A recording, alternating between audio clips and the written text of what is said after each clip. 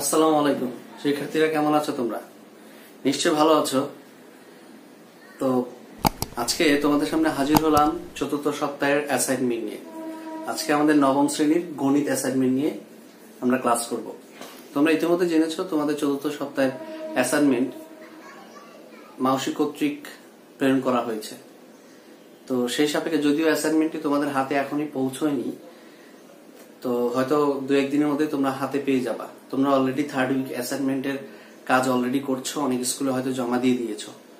তো যাই হোক, আমরা এই চতুর্থ সপ্তাহের অ্যাসাইনমেন্টের গণিত ক্লাস নিয়ে আজকে ক্লাস করব। তোমরা গণিত অ্যাসাইনমেন্টের কোয়েশ্চেনটা দেখলে বুঝতে পারবা এবার একটু অ্যাসাইনমেন্টটা একটু বেশি দেওয়া হয়েছে, ঠিক আছে? অর্থাৎ সৃজনশীল প্রশ্ন প্রায় 4টা সৃজনশীল প্রশ্ন রাখা হয়েছে এবং সেই সাপেক্ষে কিছু সংক্ষিপ্ত প্রশ্ন রাখা হয়েছে। তো এর আগে আমরা দেখে আসি যে আসলে সৃজনশীল প্রশ্নগুলো কোন চ্যাপ্টার থেকে, কি কি সৃজনশীল প্রশ্ন করা হয়েছে কোন চ্যাপ্টার থেকে অ্যাকচুয়ালি, সেটা আমরা একটু দেখে নিব।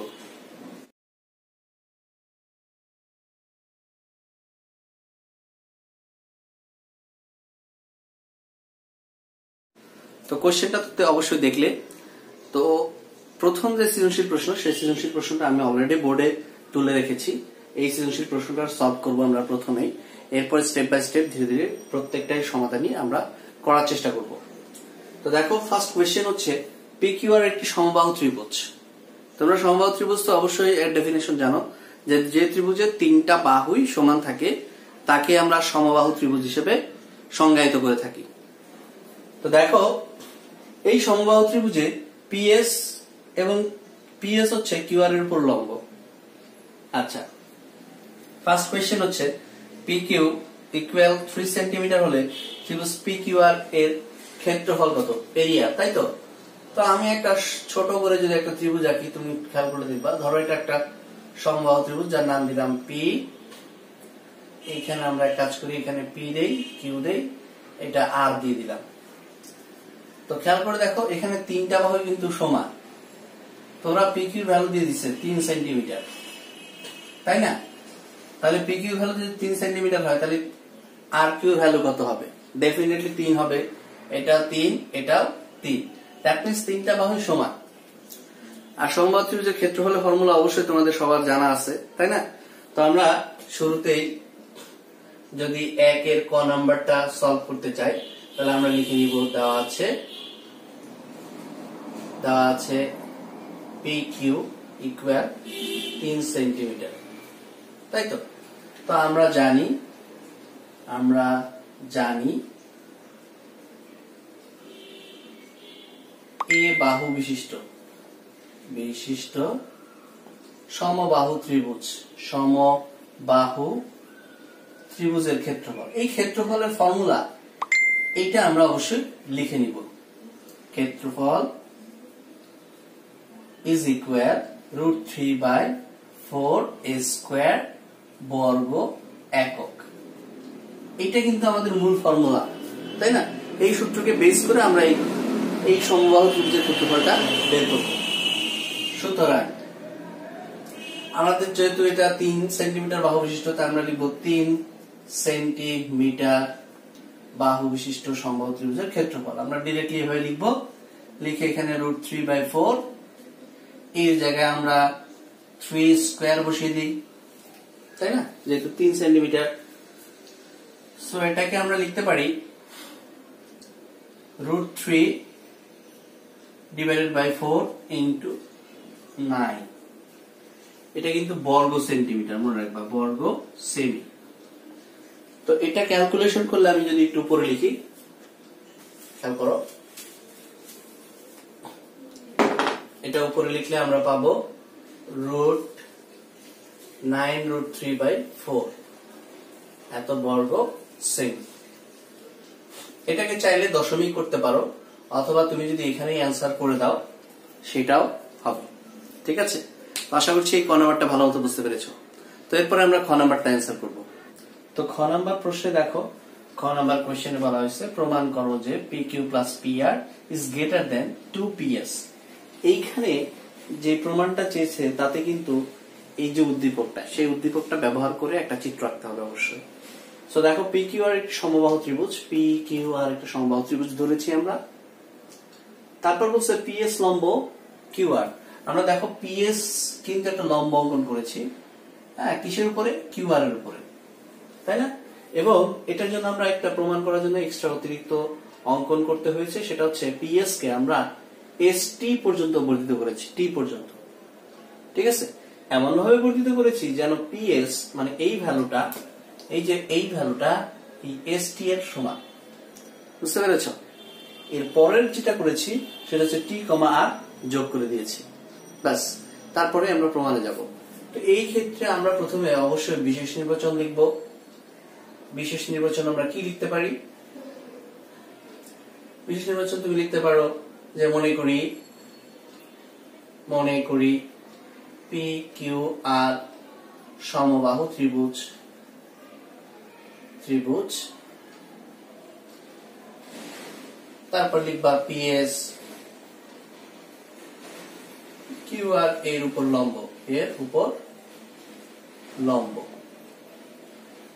তারপর আমাকে প্রমাণ করতে হবে যে P Q plus P R is greater than 2PS। এইটা আমাকে প্রমাণ করতে হবে। এর জন্য আমাকে যে অঙ্কনটা করতে হবে, অঙ্কনটা খুবই সহজ। আমরা পিএস কে টি পর্যন্ত এমন ভাবে বর্ধিত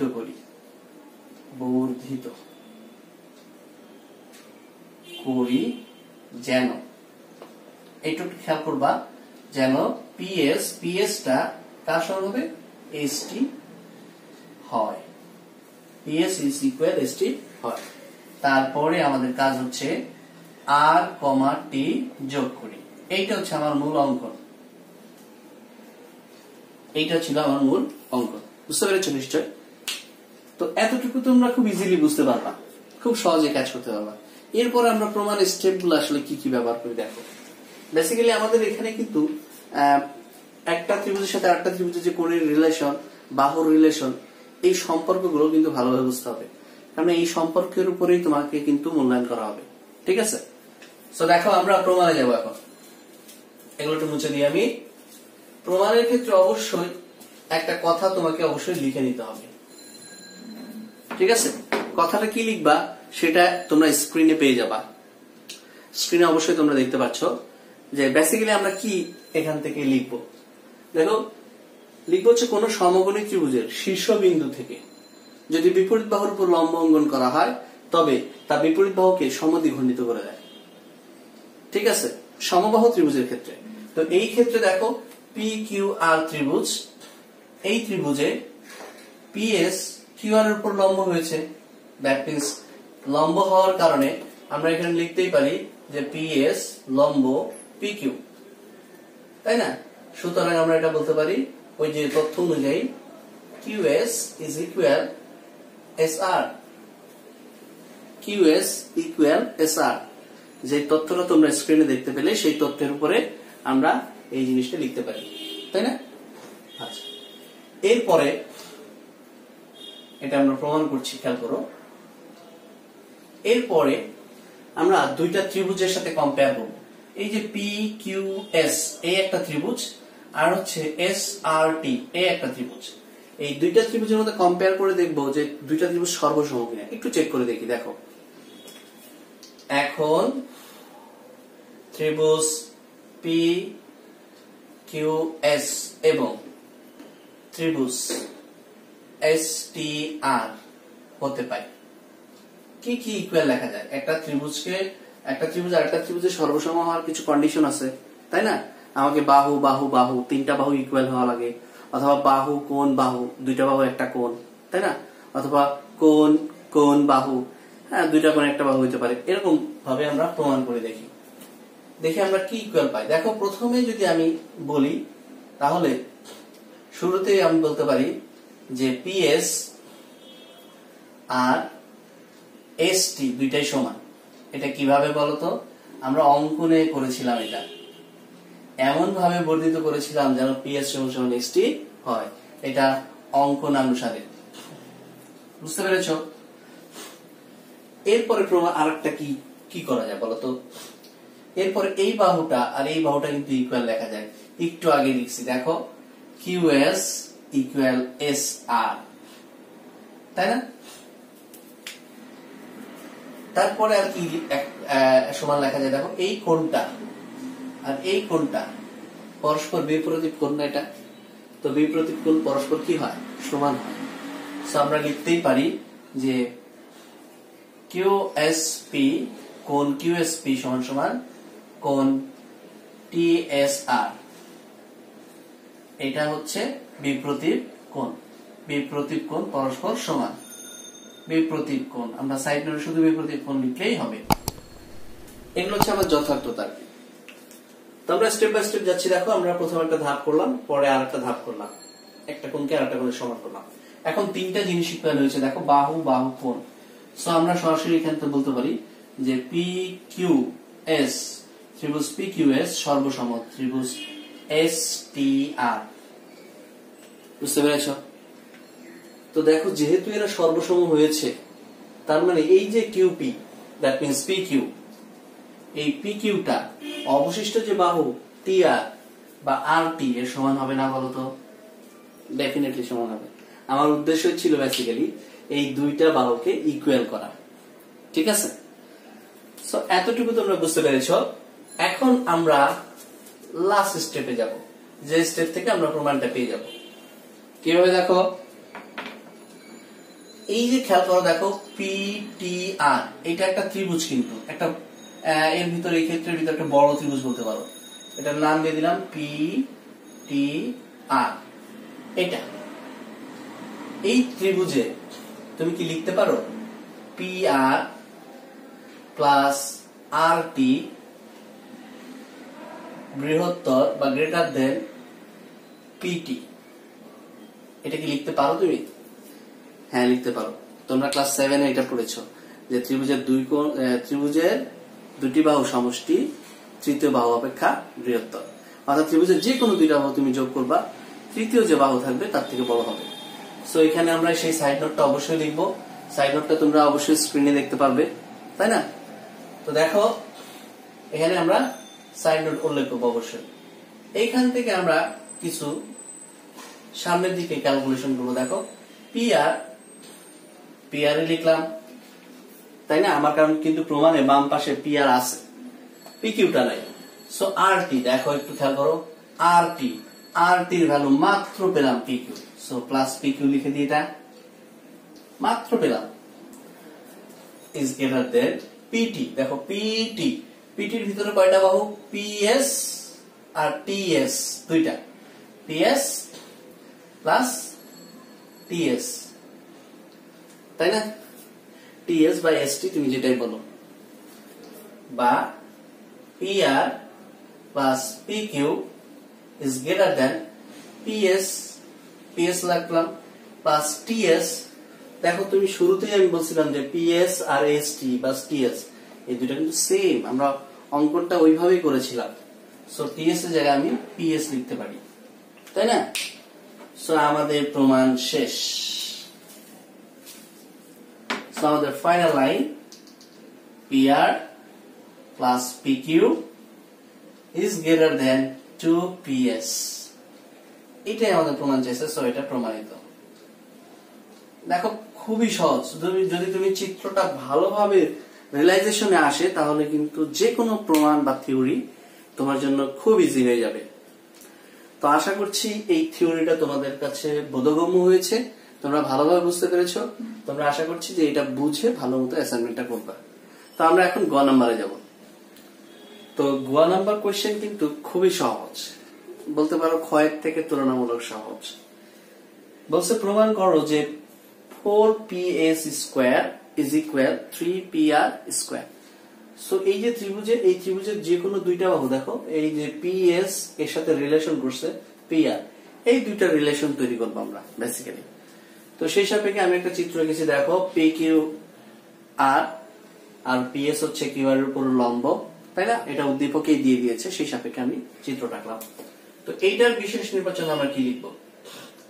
একইভাবে আমরা বিশেষ নির্বাচনটা লিখবো যে মনে করি ত্রিভুজ পি কিউ আর সমবাহু ত্রিভুজ ঠিক আছে। তারপর আমরা বলতেই পারি সুতরাং পি কিউ সমান সমান কিউ আর সমান সমান আর পি, বা তুমি বলতে পারো পি আর, তাই না? তিনটাই সমান। কিউ এস সরি এটা পি এস হবে, পি এস কিউ এস এর উপর লম্ব, ঠিক আছে। প্রমাণ করতে হবে যে 4ps square equal 3pr square, এইটা আমার হচ্ছে মূল প্রমাণটা করতে হবে। এটার জন্য আমরা কোনো অঙ্কন করবো না, ডিরেক্টলি প্রমাণে চলে যাব। প্রমাণটা করতে গিয়ে আমি তো শুরুতেই তোমাদের বলেছিলাম ক্ষয়ে যে এই যে পিএস লম্ব অঙ্কন করলাম সমবাহু ত্রিভুজের ক্ষেত্রে শীর্ষবিন্দু থেকে যদি বিপরীত বাহুর উপর লম্ব অঙ্কন করি তাহলে বিপরীত বাহুকে সমদ্বিখণ্ডিত করে দেয়, তাই না? আচ্ছা, তো সেই সাপেক্ষে পিএস টা কিন্তু মধ্যমা, তাই না? তো বলতেই পারি যে পিএস মধ্যমা হলে আমরা লিখতে পারি যে QS is equal SR, QS is equal SR, that means এই দুইটা বাহু সমান, তাই না? তো এইটাকেই আবার লেখা যায়, দেখো যেহেতু এরা সমান অর্থাৎ একটা বাহুর দুইটা সমান খণ্ড, তার মানে পুরো বাহুটার কতটুকু অংশ? হাফ অংশ, দ্যাট মিন্স এই যে অংশটা এটা কিন্তু পুরোটা বাহুর অর্ধেক। সো আমরা এটা লিখতেই পারি যে QS is equal SR is equal half QR equal half PQ equal half PR. তোমরা যেটা খুশি সেটা লিখতে পারো, তাই না? কিউআর পিকিউ পিআর এই তিনটাই তো সমান, জাস্ট আমি কিউআর এর জায়গায় পিকিউ বসাইছি, একবার বসিয়েছি পিআর। এই এতটুকু আমি জাস্ট সিম্বলাইজড বের করে রাখলাম। এর পরের কাজটা খুবই সহজ, আমাদের লাস্ট স্টেপ বলতে পারো এটা আমরা একটু মুছে দেই। উপরে লিখে দেখো, একটু চিত্রের দিকে তুমি যদি খেয়াল করো যে পিএস, যেহেতু আমরা লিখতেই পারি যে পিএস লম্ব কিউআর বা পিএস বা কিউএস, তুমি যেটা ইচ্ছা, এই পিএস টা লম্ব কার উপরে? কিউএস বা কিউআর এর উপরে। তাহলে আমরা লিখতেই পারি সুতরাং পিএস কিউ এই কোণটা হচ্ছে এক সমকোণ, তাই না? বলো, এক সমকোণ। That means P Q S এই যে ত্রিভুজটা এটা কিন্তু সমকোণী ত্রিভুজ, তাই না? তো সমকোণী ত্রিভুজের ক্ষেত্রে আমরা কিন্তু পিথাগোরাসের থিওরিটা অ্যাপ্লাই করতে পারি, তাই তো? সো আমরা এখানে পিথাগোরাসের থিওরিটা অ্যাপ্লাই করব। সুতরাং সমকোণী ত্রিভুজ পি কিউ এস হতে পিথাগোরাসের উপপাদ্য অনুসারে,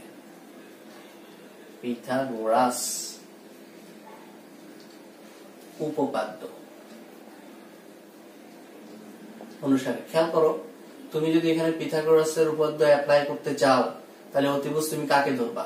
ডেফিনেটলি পি কিউ কে ধরবা। P Q square is equal to লিখবা PS square plus QS square, এটাই তো লিখবা, তাই না? সো আমি এটাই লিখেছি, দেখো। তো আমি পি কিউ স্কয়ার, দেখো আমার যে প্রমাণে সেখানে কিন্তু পি কিউ সংশ্লিষ্ট কিছুই নাই। তো পি কিউ আর পিআর এই দুটা কিন্তু সিমিলার, একদম সেম। সো আমি পি কিউ জায়গায় পিআর স্কয়ারটা লিখতেই পারি, আর পিএস এর জায়গায় আমি পিএস টা রেখে দিলাম। কিউএস, দেখো কিউএস এর ভ্যালু কি? Half QR, half PQ, half PR. তো আমার লাগবে হচ্ছে পিএস আর পিআর, তাই না? তো আমি এখান থেকে কোনটা নিব বলো তো? ডেফিনেটলি হাফ পিআরটা নিব, কারণ এইটা আমার কাজে লাগবে। হাফ পিআর, এটার উপরে স্কয়ার। ব্যাস, এখন শুধু ক্যালকুলেশন করলেই তোমার আশা করছি উত্তরটা বের হয়ে যাবে। তো দেখো এখান থেকে পিএস স্কয়ার যা ছিল তাই লিখলাম। তুমি জানো 1 কে স্কয়ার করলে 1 হয়, 2 কে স্কয়ার করলে হয় 4, আর পি আর স্কোয়ার থাকবে, তাই তো? এই পাশে পি আর স্কোয়ার। তো তুমি চাইলে এই পি আর স্কোয়ার কে এই পাশে নিয়ে এসে লসাগু করতে পারো, আদারওয়াইজ এখানেও লসাগু করতে পারো, অ্যাজ ইউ উইশ, যেভাবে তোমার ইজি হয়। তো আমি পি আর টাকে এই পাশে নিয়ে আসছি, 1/PR 4 PR square equal to PS square. So এটাকে আমরা যদি লসাগু করি, 4 লসাগু 4PR square minus PR square equal PS square. So আমরা যদি একটু উপরে লিখি, খেয়াল করো, তোমরা অবশ্যই লেখার সময় আর ভিডিওটা পজ করে করে লিখতে পারো, বা খেয়াল করো 3PR স্কোয়ার, 4টা থেকে একটা চলে গেলে 3টা থাকে, আর 4 যদি আমি ক্রস গুণ করি, মাল্টিপ্লাই করি, তাহলে এই পাশে আসতেছে 4PS স্কোয়ার। সো আমরা লিখতেই পারি 4PS square equal to 3PR square, and that is the আমার মূল প্রুফ, প্রমাণিত। এটাই আমার প্রমাণ চাওয়া হয়েছে। তো আশা করছি এই সৃজনশীলটা পুরাটাই তোমরা খুব ভালো মতো বুঝতে পেরেছো, ক খ গ তিনটায়। কেননা এই বিষয়গুলা, এই টপিকস গুলা অ্যাকচুয়ালি তোমাদের পূর্বের কিছু ক্লাসে ছিল, প্লাস তোমাদের বইয়ের 6ষ্ঠ অধ্যায় থেকে কোশ্চেনটা করা হয়েছে। তো আশা করছি তোমরা কোশ্চেনটা খুব ভালো মতো, এর সলিউশনটা বুঝতে পেরেছো। তোমরা এটা ভালো মতো বুঝে চেষ্টা করবে না দেখে অ্যাসাইনমেন্টটা করার জন্য। তো আমরা এর পরের যে সৃজনশীল, দ্যাট মিন্স সৃজনশীল 2 এ যাব। সৃজনশীল 2 প্রশ্নে জ্যামিতির সাপেক্ষে একটা সৃজনশীল করা হয়েছে। দেখো, এটাও একটা জ্যামিতির আঙ্গিকে করা, যেটা অধ্যায় 6 কে কেন্দ্র করে করা হয়েছে। তো সৃজনশীল 2 এ দেখো, DEF A DE is greater than EF, E O F কোণের সমদ্বিখণ্ডক দ্বয় P বিন্দুতে এবং বহির্দ্বিখণ্ডক দ্বয় Q বিন্দুতে মিলিত হয়। তো এখানে কোশ্চেন হচ্ছে D কোণের পরিমাণ যদি 40 ডিগ্রি হয়, তাহলে EPF এর কোণের মান কত? এটা যদি আমরা একটা ত্রিভুজের শেপ দেই বা একটা ফিগারের শেপ দেই, দেখো দেখতে অনেকটা, যদি আমি ছোট করে আঁকছি, এটা মনে করো DEF, এই কোণের সমদ্বিখণ্ডক দ্বয় ধরো এখানে আসলো,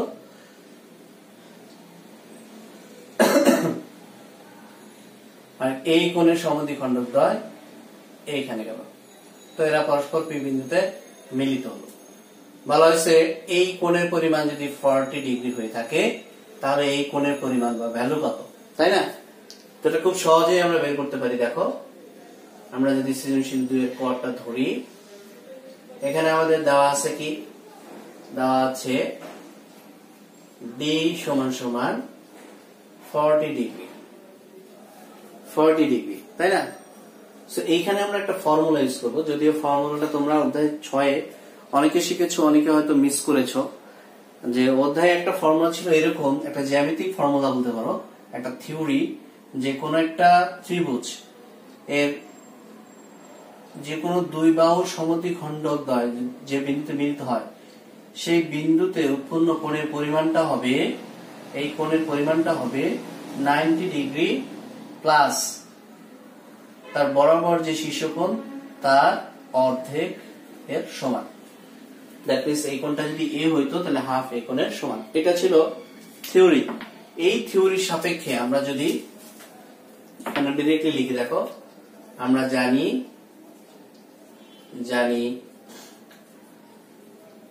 EPF ডিরেক্টলি আমরা কোণটা লিখবো equal 90 degree plus half D কোণ। সো আমরা 90 degree plus half 40 degree, 40 degree. তুমি যদি এটা ভ্যালু কাটাকাটি করো, তাহলে এখানে আসে 20, that means 110 degree, and that is my answer. খুব সহজ কিন্তু এটা, জাস্ট একটা থিওরি, জাস্ট মনে রাখতে হবে, ঠিক আছে? তো এই ছিল আমাদের ক এর সলিউশন। এরপর আমরা খ এর সলিউশনটা করি। দেখো খ এর যে প্রমাণটা চাওয়া হয়েছে সেটা হচ্ছে যে বর্ধিত ইপি ডিএফ কে এম বিন্দুতে ছেদ করলে প্রমাণ করো যে ডিএমই এটা একটা স্থূলকোণ। তো এইটা প্রমাণের জন্য আমরা একটা ফিগার দাঁড় করেছি। দেখো, এটা যদিও হিন্টস গুলো একটু ক্রিটিক্যাল মনে হচ্ছে, বাট এটার প্রমাণটা কিন্তু খুবই সহজ। চিত্র দেখে তোমরা কিন্তু কোনো ভয় পাওয়ার কোনো প্রয়োজন নাই, বা ভয় পাওয়ার কোনো আসলে অবকাশ নাই এটাতে। তো দেখো, এই যে DEF ত্রিভুজ, এই ত্রিভুজের আমি বলেছিলাম যে ই কোণ আর এফ কোণ, এই দুইটার সমদ্বিখণ্ডক ই বিন্দুতে মিলিত হয়েছে, ঠিক আছে। তো আমরা মিলিতটা করি নাই, তো আমরা ইপি কে এম পর্যন্ত বর্ধিত করেছি এমন ভাবে যেন DAF কে তা এম বিন্দুতে ছেদ করে। আমাদের মূলত প্রমাণ করতে হবে এই যে কোণটা, এই কোণটার ভ্যালু কত ডিগ্রি। এই কোণটার ভ্যালু 90 ডিগ্রি অপেক্ষা বড়, কিন্তু 180 ডিগ্রি অপেক্ষা ছোট। দ্যাট মিন্স স্থূলকোণ। তোমরা স্থূলকোণের ডেফিনিশন নিশ্চয়ই জানো, যে কোণের পরিমাণ 90 ডিগ্রি অপেক্ষা বড় কিন্তু 180 ডিগ্রি অপেক্ষা ছোট, তাকে কিন্তু স্থূলকোণ বলে, তাই না? সো আমরা এটা প্রমাণ করব, একবার প্রমাণ করব এটা 90 ডিগ্রি থেকে বেশি বড়, আর একটা প্রমাণ করব এটা 180 ডিগ্রি থেকে ছোট। সো দেখো, এইটার ক্ষেত্রে আমরা বিশেষ নির্বাচনে কি লিখব? খুবই সহজ, সবকিছু তুমি চিত্র থেকে লিখতে পারবা, যেটা উদ্দীপক দেওয়া আছে সেটাই লিখবো। দেখো, ত্রিভুজ DEF এর ডি বড় কার থেকে? EF এর থেকে, তাই তো? ই কোণ ও এফ এর সমদ্বিখণ্ডক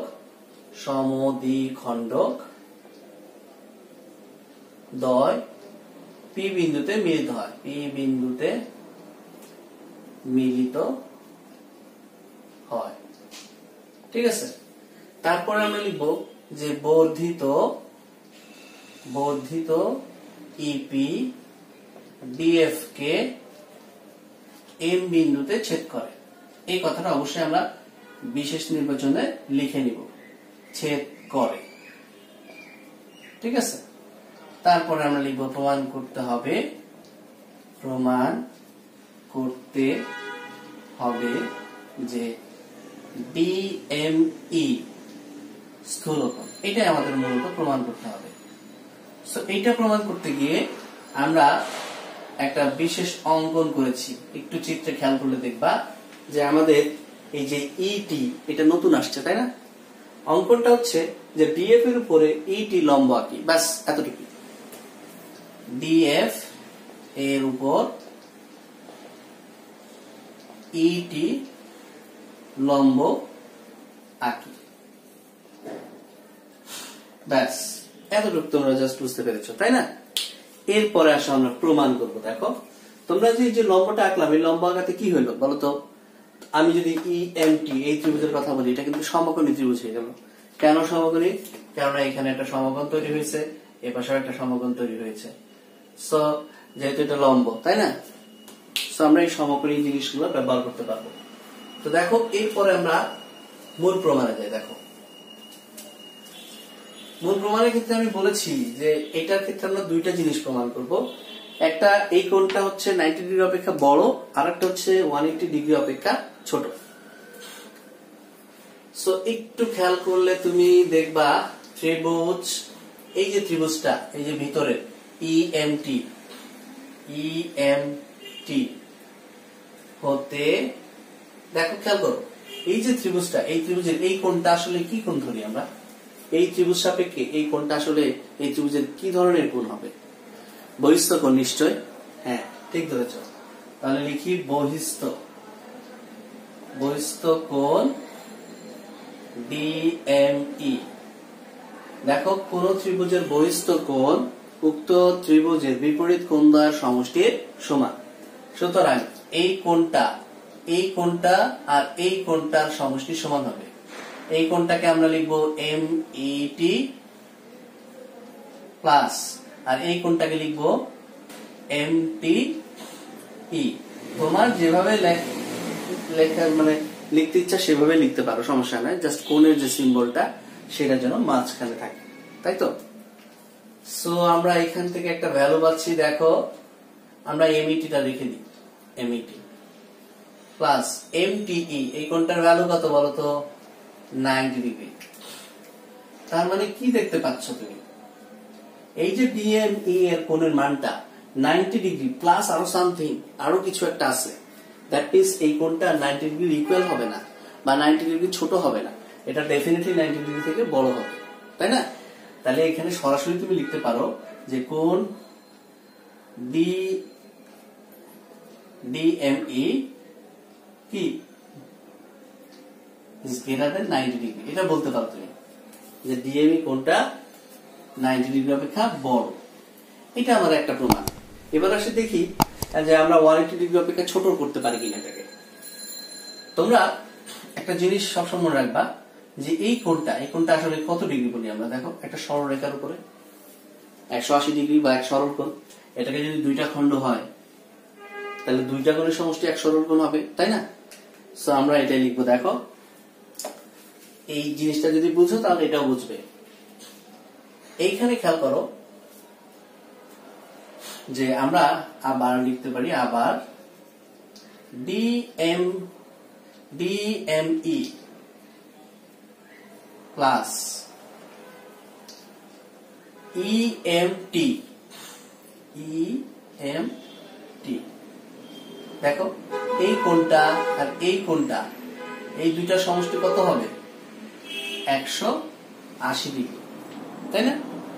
সো আমরা কোণ DME টা রেখে দিই, রেখে EMT টাকে ওই পাশে ট্রান্সফার করে দিই। সো এই পাশে প্লাস ছিল, ওই পাশে গিয়ে এটা মাইনাস হয়ে যাবে EMT। সো দেখো DME কোণের মানটা 180 থেকে মাইনাস, দ্যাট মিন্স এটা 180 ডিগ্রি সমান হবে না, এটা 180 ডিগ্রি থেকে কম হবে, বাট 90 ডিগ্রি থেকে বেশি হবে। সো আমরা এখানে ডিক্লেয়ার করতে পারি যে DME অবশ্যই ছোট কার থেকে? 180 থেকে ছোট। সো এই দুইটা লজিককে আমরা যদি একসাথে দাঁড় করাই তাহলে ফাইনালি রেজাল্ট কি আসে? ফাইনাল রেজাল্ট আসে যে DME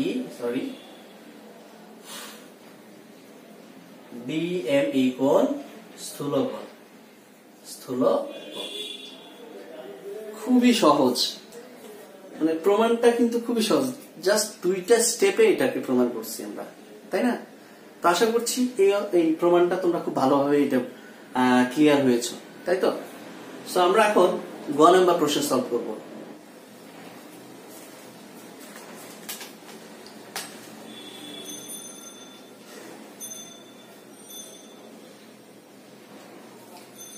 তো গ নাম্বার কোয়েশ্চেনটা কিন্তু টোটালি তোমাদের বই থেকে আসছে। বই এরকম সিমিলার একটা অঙ্ক আছে, অলরেডি জ্যামিতি আছে 6 খুব সম্ভবত 6.2 আর 3 তে। তো দেখো তোমরা এখানে প্রমাণ চাইছে কি, দেখো প্রমাণ করো যে EQF is equal 90 degree minus half D কোণ।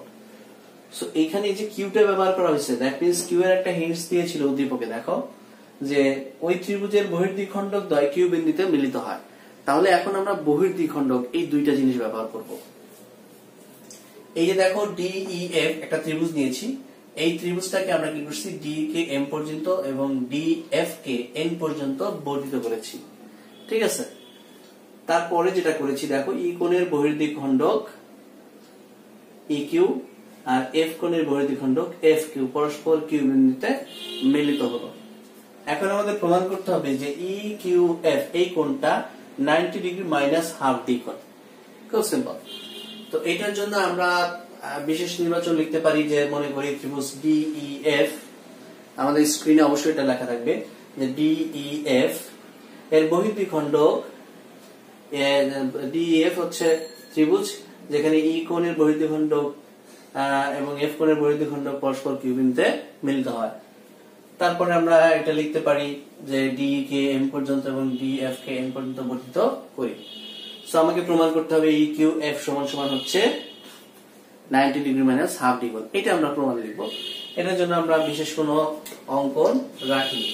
এটা শুরুতে যদি প্রমাণে যায়, দেখো প্রমাণ। প্রথমে দেখো ত্রিভুজ DEF, এই ত্রিভুজে তুমি কি লিখতে পারো যে ডি কোণ প্লাস ই কোণ প্লাস এফ কোণ সমান সমান কত? 180 ডিগ্রি। এটা কিন্তু তুমি লিখতে পারো, তাই না? এইটা জাস্ট মনে রাখবা, এটা আমার একটা সময় কাজে লাগবে। এটাকে 1 নাম্বার একটা ইকুয়েশন দিতে পারো, ঠিক আছে? সো এখন আমার পরের স্টেপের কাজ দেখো। এখন আমরা যে কাজটা করব সেটা হচ্ছে এই যে DEF ত্রিভুজটা দেখতেছো, এই ত্রিভুজের এই কোণটা কিন্তু বহিস্থ কোণ, এই ত্রিভুজের এই কোণটা বহিস্থ কোণ। তাহলে তুমি লিখতে পারো ত্রিভুজ DEF এর বহিস্থ কোণ, কোণটার নাম কিভাবে দিবা বলো?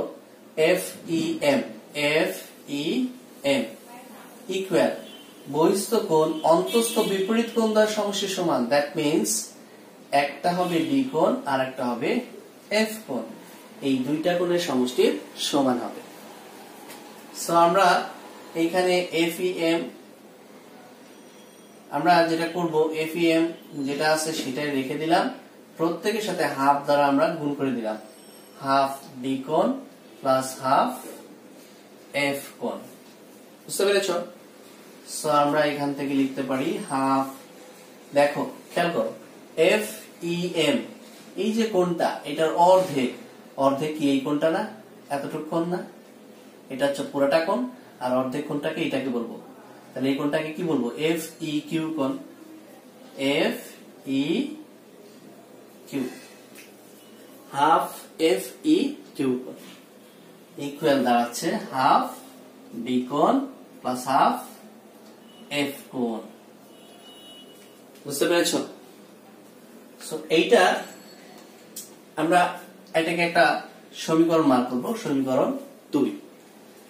একইভাবে আমরা এইটাকে বহিস্থ কোণ কাউন্ট করি। দেখো এইটাকে যদি বহিস্থ কাউন্ট করি তাহলে এই কোণের পরিমাণটা হবে এইটা যোগ এইটা, দ্যাট মিন্স এই দুইটা বিপরীত কোণ দ্বারা সমষ্টির সমান। সো আমরা লিখতেই পারি একইভাবে EFN এই কোণের ভ্যালু হবে, এটা বহিস্থ কোণ মনে রাখবে, বহিস্থ কোণ হবে D কোণ প্লাস E কোণ। অবশ্যই প্রত্যেকটাই সাইড নোট ইউজ করবা, কেননা যথার্থতায় আসলে মার্কস ভ্যারি করে অনেক সময়। এটাকেও তুমি হাফ দ্বারা গুণ করে দাও, EFN ইকুয়াল হাফ D কোণ প্লাস হাফ E কোণ। সো আমরা যদি উপরে লিখি, 1 নম্বর সমীকরণটা অবশ্যই তোমরা কিন্তু মনে রাখবে, কেননা এটা আমাদের একটু কাজে লাগবে। সো দেখো আমরা এখান থেকে আরেকটা সমীকরণ তৈরি করেছি, দেখো হাফ EFN, দেখো এইটা হচ্ছে ফুল কোণ EFN এই কোণটা, এটাকে যদি অর্ধেক করি তাহলে এতটুকু কোণ আসে। তো এটার নাম কি বলো? EFQ বা EFQ, জাস্ট হাফ EFN এর জায়গায় আমরা EFQ কোণ বসিয়ে দিব, আর এই পাশে হাফ D কোণ তো থাকবে প্লাস হাফ E কোণ। সো এটাকে তুমি থার্ড ইকুয়েশন দিলা, ঠিক আছে? এই হচ্ছে আমার 3টা স্টেপ গেল। আর লাস্ট স্টেপ এখন দেখো, এই যে ত্রিভুজটা দেখো, এই একটা ত্রিভুজ, এই যে ত্রিভুজ, এই ত্রিভুজটার নাম কি? ত্রিভুজ EFQ ত্রিভুজ হতে পারে। তোমরা নিশ্চয়ই জানো যে একটি ত্রিভুজের 3টি কোণের সমষ্টি 180 ডিগ্রি।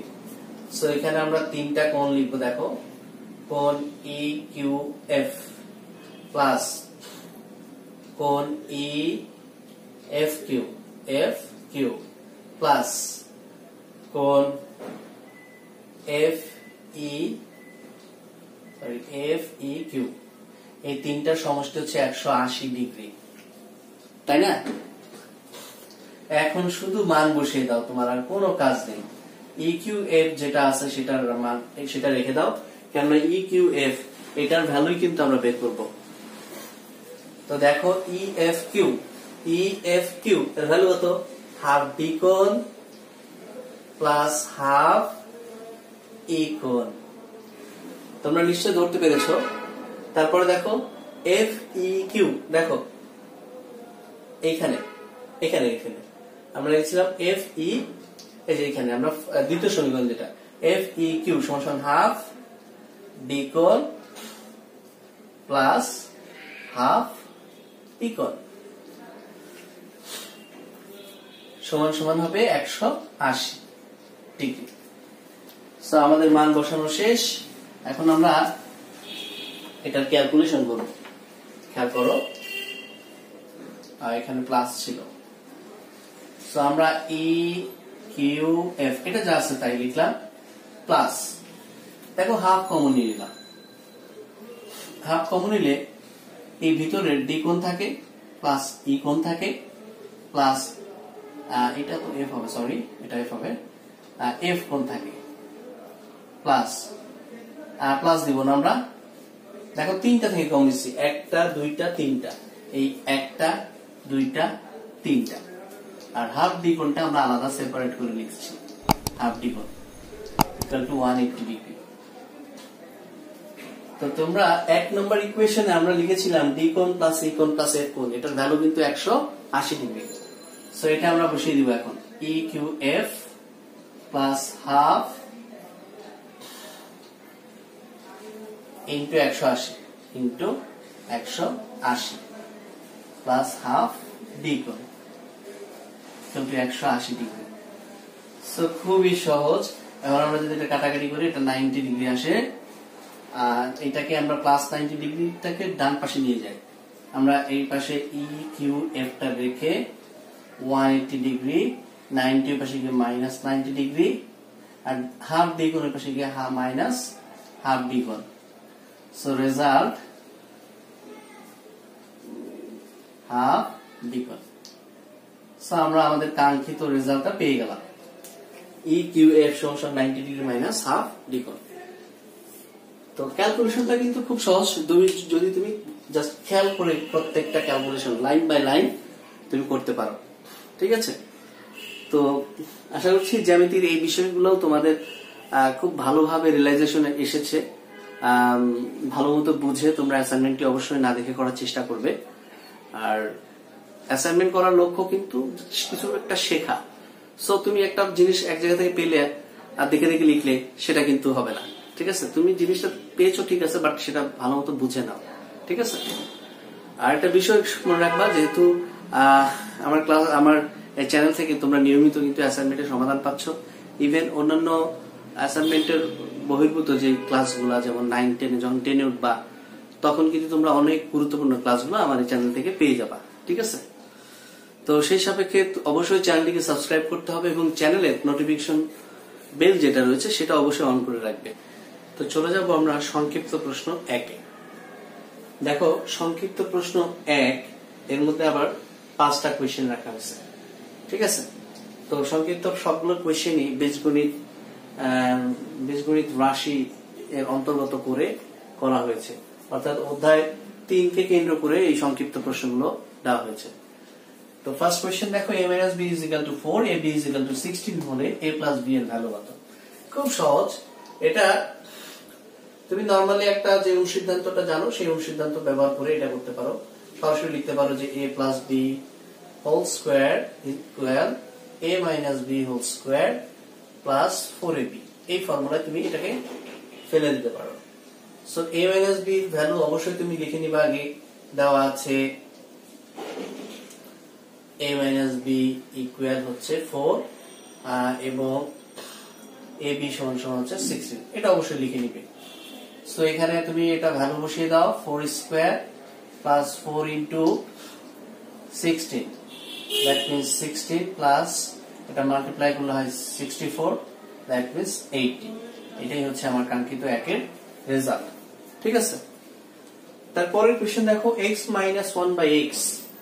দেখো এইটার ভ্যালু দিছে x³ + 1/x³ এর ভ্যালু চাওয়া হয়েছে। তো x - 1/x = 5, এটা আমাদেরকে দিয়ে দিয়েছে, দেওয়া আছে। তো তুমি যদি x³ + 1/x³ এর ভ্যালু বের করতে চাও, তুমি যদি একটু এটা ফর্মুলা সম্পর্কে জানো, x³ + 1/x³ এর অনুসিদ্ধান্তটা হচ্ছে x + 1/x³ - 3 into x 3ab, that means x into 1/x into এইটা, তাই তো, x + 1/x। সো এটা দেখার উদ্দেশ্য হচ্ছে, দেখো যে এইটার ফর্মুলার ভিতরে x + 1/x আছে। সো এই ভ্যালুটা যতক্ষণ না তোমার থাকছে ততক্ষণ কিন্তু এটার ভ্যালু তুমি বের করতে পারছো না। সো এইটা বের করতে গেলে অবশ্যই x + 1/x এর ভ্যালুটা তোমার লাগবে, যেটা তুমি এখান থেকে বের করে নিয়ে আগে থেকেই রেখে দিতে হবে। সো দেখো আমরা যদি উভয় পক্ষকে স্কোয়ার করে দেই তাহলে এই পাশে অবশ্যই এটা ফর্মুলা পড়ে যাবে।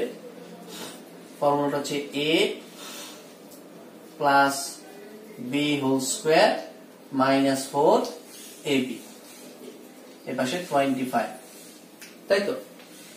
সো আমরা x plus 1/x whole square সমান দাঁড়াচ্ছে, দেখো x মাইনাস হয়ে যাচ্ছে, এই -4 × 1 -4, -4টা আমি যদি ডান পাশে নিয়ে যাই তাহলে সেটা +4 হয়ে যাবে, তাই তো। এখন এইটা যদি আমরা উপরে বসিয়ে দিই তারপরও, তাহলে x plus 1/x whole square value আসতেছে 29, এটাকে রুট করে দাও, √29। এইটা হচ্ছে আমার 2 নাম্বার কোশ্চেন, যেটা সেটার প্রথম স্টেপ। তো এরপরে আমরা এই যে x³ + 1/x³ এর মান বের করব। তো দেখো এখন বের করা কিন্তু খুব সহজ। এখন আমরা সরাসরি লিখতে পারি যে x³ + 1/x³ equal x + 1/x³ whole cube minus 3ab, that means x into 1/x into x plus 1/x, ঠিক আছে। সো আমরা এখান থেকে ভ্যালুটা বের করে ফেলি, দেখো এইটা হবে √29³ মাইনাস এটা কাটা যাচ্ছে, আর এটার ভ্যালু √29।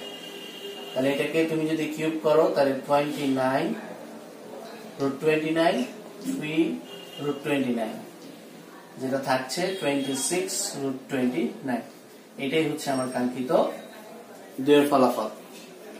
খুবই সহজ। এগুলো তোমরা, আমি জানি যে তোমরা সকলেই সব স্কুলের স্টুডেন্টরাই খুব ভালোভাবে অ্যাটলিস্ট এই ওদের 3টা খুব ভালো পারো।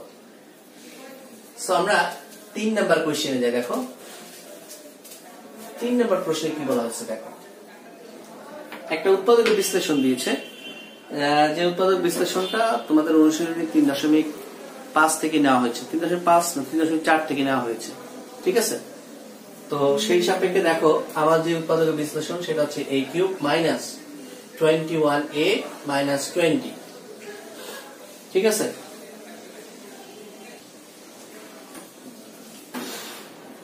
তো দেখো a³ মাইনাস 21a মাইনাস 20 এটা আমার দেওয়া আছে। সো এইটাকে আমরা সাধারণত কিভাবে করি, আমরা এই উৎপাদক বিশ্লেষণ করার সময় আমরা খেয়াল রাখবো, প্রথম স্টেপ হচ্ছে কমন যায় কিনা অবশ্যই খেয়াল রাখবো। সেকেন্ড স্টেপ হচ্ছে আমরা কোনো ফর্মুলা যদি ইউজ করতে পারি তাহলে অবশ্যই ফর্মুলা ইউজ করবো। থার্ড স্টেপ হচ্ছে যে আমরা যদি মিডল টার্মে ফেলতে পারি এটাকে, তাহলে সেটা মিডল টার্ম প্রক্রিয়ার মাধ্যমে আমরা উৎপাদক বিশ্লেষণ করবো। এই 3টা স্টেপ যখন ফলো করবে না, তখন আমরা ফোর্থ স্টেপ রিমাইন্ডার থিওরেম অর্থাৎ ভাগশেষ উপপাদ্যের সাহায্যে এটাকে উৎপাদক বিশ্লেষণ করতে হবে। সো এইটা দিকে একটু খেয়াল করলে দেখা যাচ্ছে যে প্রথম 3টা স্টেপের কোনোটাই সে ফলো করছে না, ভাগশেষ উপপাদ্যের সাহায্যে করতে হবে। ভাগশেষ উপপাদ্যের সাহায্যে কিভাবে করি আমরা এটাকে একটা ফাংশন ধরে নিই, ফাংশন ধরে যে চলকের ফাংশন দেবো সেই চলকের রিপ্লেসে এমন একটা সংখ্যা বসাবো যে সংখ্যার কারণে পুরো রাশিটা শূন্য হয়ে যাবে। দ্যাট মিন্স ধরো তুমি যদি এখানে -1 বসাও তাহলে -1³ -21 into -1 -20। সো কি আসে দেখো এখানে -1 মাইনাস এটা মাইনাস হয়েছে +21 -20, দ্যাট মিন্স 21 -21 0। সো তুমি a এর জায়গায় কত ভ্যালু দিলে -1, তার মানে -1টা এই পাশে নিয়ে আসো, +1 = 0। এই যে a + 1, এই যে একটা রাশি পেলাম, এই a + 1 হবে এটার একটা উৎপাদক। সো এই উৎপাদককে কেন্দ্র করে আমরা যদি এটাকে সমাধান করি, তোমরা মেবি এটা বুঝতে পেরেছো, কারণ এই মেথডটা হয়তো তোমরা অনেকেই করেছো বা অনেকে হয়তো করোনি। সো আমরা দেখো আমরা a + 1 একটা উৎপাদক পেলাম, যেটাকে আমরা 3টা লিখবো, এভাবে 3টা লিখবো, তাই তো 3টা লিখবো, কারণ হচ্ছে এটা ত্রিঘাতী একটা রাশি, ত্রিঘাতী রাশি। সো দেখো এখানে আমরা প্রথমে প্রথম পদটা বসিয়ে দিলাম, এই কিউবের ভিতর থেকে একটাই ভিতরে চলে গেছে, বাইরে অবশ্যই a স্কয়ার থাকবে। a স্কয়ার সাথে 1 কে মাল্টিপ্লাই করলে a স্কয়ারে আসে। সো এই a স্কয়ারটা কিন্তু আমার প্রথম যে লাইন ইকুয়েশনটা বা প্রথম লাইনে যে রাশি ছিল সেখানে ছিল না, a স্কয়ার ছিল না, এটা এক্সট্রা যেহেতু আসছে এটাকে মাইনাস করে দাও, মাইনাস করে দাও।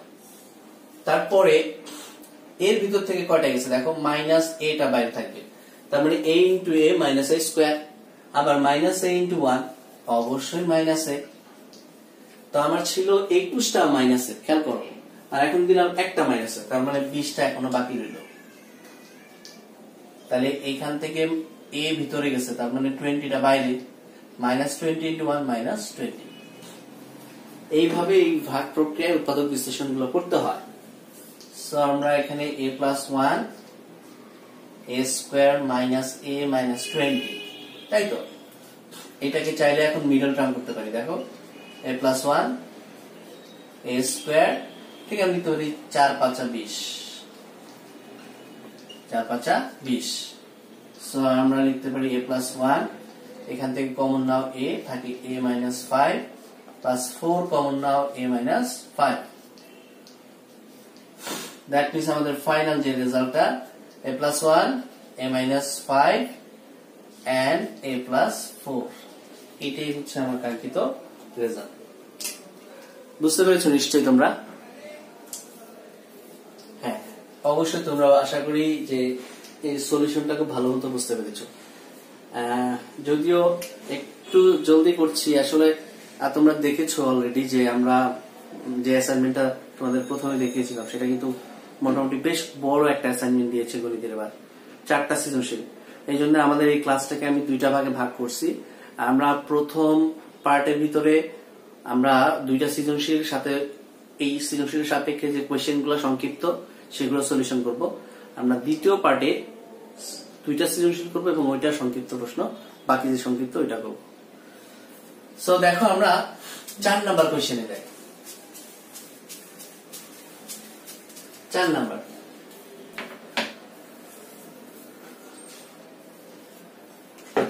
কোয়েশ্চেন একটু খেয়াল করলে দেখবা, 4 x টাকা x% সরল মুনাফায় 4 বছরের মুনাফা x টাকা হলে x এর ভ্যালু কত? মুনাফার অঙ্ক এক কথায় তোমরা ক্লাস 8 এ যেটা শিখেছো যে সরল মুনাফা I = P/N/R, এই ফর্মুলা দিয়ে সবগুলো অঙ্ক করে ফেলবো। সো দেখো এখানে আমার দেওয়া আছে মূলধন P এর ভ্যালু কত দেওয়া আছে? x টাকা। মুনাফার হার সেটা কত দেওয়া আছে? x%, যেটাকে আমি 100 x / 100 পাচ্ছি। আর কি দেওয়া আছে? সময় বা নাম্বার অফ টাইম, এটা 4 বছর দেওয়া। আর মুনাফা প্রত্যেকটা ভ্যালু দিয়ে দিছে, I এর ভ্যালু দিয়ে দিছে x, তাই তো? তো আমরা জানি, আমরা লিখতে পারি I = P/N/R। সো আমরা এখানে ভ্যালু বসিয়ে দিই। P এর ভ্যালু হচ্ছে x, N এর ভ্যালু 4, R এর ভ্যালু x / 100। এটা যদি কাটাকাটি করি এটা 25 আসে। That means x² / 25। এটা হচ্ছে I এর ভ্যালু, খেয়াল করো। তো I এর ভ্যালু এইটা, তার মানে I এর ভ্যালু কত? বেসিক্যালি x, তো শর্তমতে x সমান এটা হবে। তো আমি এটা লিখে দিই, দেখো